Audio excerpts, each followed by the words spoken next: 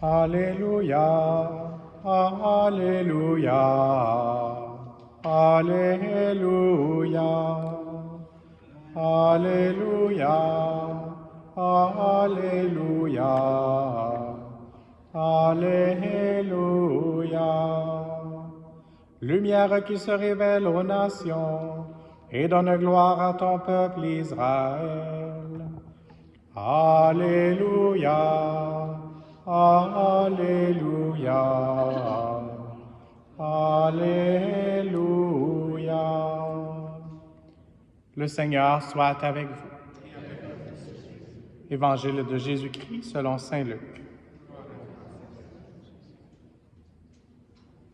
Quand fut accompli le temps prescrit par la loi de Moïse pour la purification, les parents de Jésus l'emmenèrent à Jérusalem pour le présenter au Seigneur, selon ce qui est écrit dans la loi.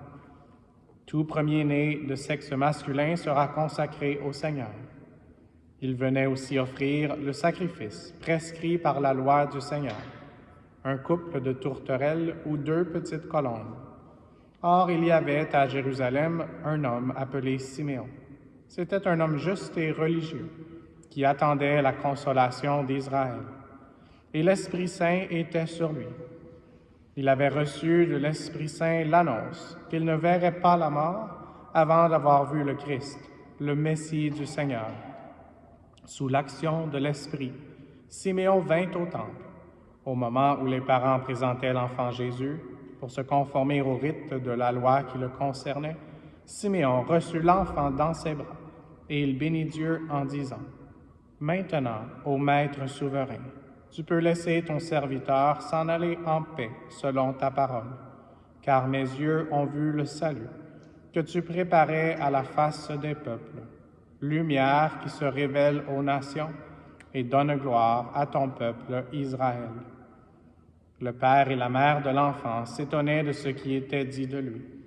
Siméon les bénit, puis il dit à Marie, sa mère: « Voici que cet enfant provoquera la chute et le relèvement de beaucoup en Israël. Il sera un signe de contradiction.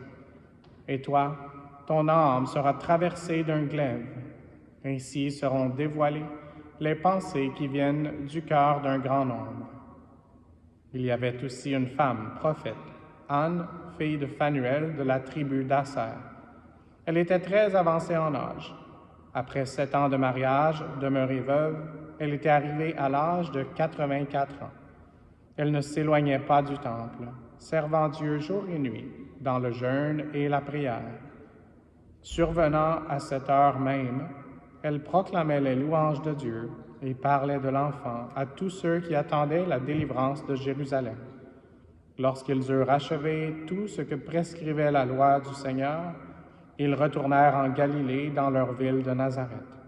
L'enfant, lui, grandissait et se fortifiait, rempli de sagesse, et la grâce de Dieu était sur lui. Acclamons la parole de Dieu.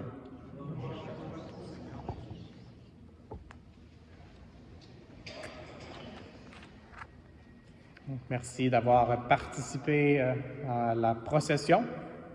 Et donc, c'est ça aussi qui remplace le rite pénitentiel. Donc, c'est pas que j'ai oublié. Quand on a une procession plus solennelle, notre marché vers le Seigneur, dans un sens, est un symbole, mais plus qu'un symbole. On demande au Seigneur de nous aider, de nous guérir avec les ampoules spirituelles qu'on peut avoir ou les façons dont on est un petit peu perdu sur le chemin pour retrouver le chemin. Merci aussi d'avoir chanté. Donc, on était une chorale en marche. Aujourd'hui, en lisant l'Évangile, puis d'une certaine façon aussi en prenant l'option de la lettre aux Hébreux, plutôt que l'autre lecture qu'on avait dans le prion, l'expression qui me venait était une expression qu'on entend parfois. Et puis, je viens de regarder mes courriels juste avant la messe et il y a quelqu'un que je connais qui a reçu des compliments. Donc, c'était quelque chose qui était très bon pour moi, très encourageant. Et dans un sens, c'est toujours bien de recevoir des compliments. Parfois, on reçoit des choses qui ne sont pas des compliments. Puis il y a quelque chose qu'on peut se dire un et l'autre pour essayer de s'encourager, c'est de ne pas prendre ça personnel. Prends pas ça personnel. Et au contraire, Jésus a voulu tout prendre personnel. Donc, dans la lettre aux Hébreux, on parle de sacrifice. Et puis, toute la lettre aux Hébreux est pour comparer le sacrifice de Jésus qui remplace tous les autres sacrifices qu'il y avait avant sa mort et sa résurrection, sa passion. Et quand on utilise le mot passion, on devrait penser à amour. Oui, il a souffert beaucoup, passionnément, mais par amour pour nous. Et donc, si on va dans l'Évangile aujourd'hui, on voit Joseph et Marie qui veulent accomplir la parole de Dieu avec Jésus, qui est la parole de Dieu, le Verbe qui s'est fait chair et qui se présente au temple, et puis qui offre un couple de tourterelles ou 2 petites colombes. Et ça, d'une certaine façon, c'est le début de la mission de Jésus, Jésus qui se présente comme un sacrifice, le sacrifice vivant qu'on va célébrer dans quelques instants dans la Sainte Eucharistie. Et donc oui, Jésus prend tout ça personnel, toutes les souffrances, tous les ténèbres, tous les péchés, toutes les maladies, toutes les injustices.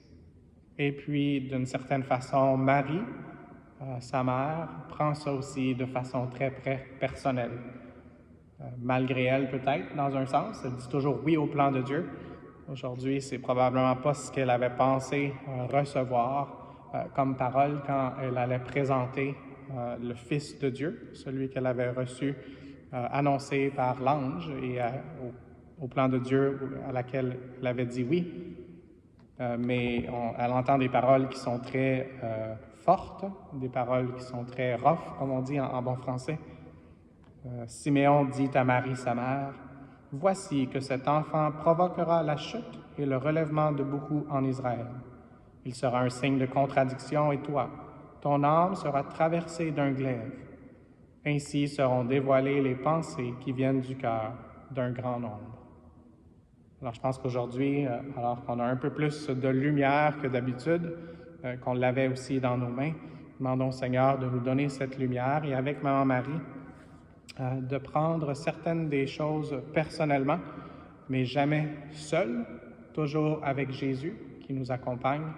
Et puis si c'est difficile de voir la présence de Jésus dans notre vie, Jésus qui s'en occupe personnellement, demandons à Maman Marie de nous aider à méditer les paroles et les événements de nos propres vies pour qu'on puisse porter la lumière comme on l'a chanté et que de cette façon, plus de personnes puissent dire oui au plan de l'amour infini de Dieu.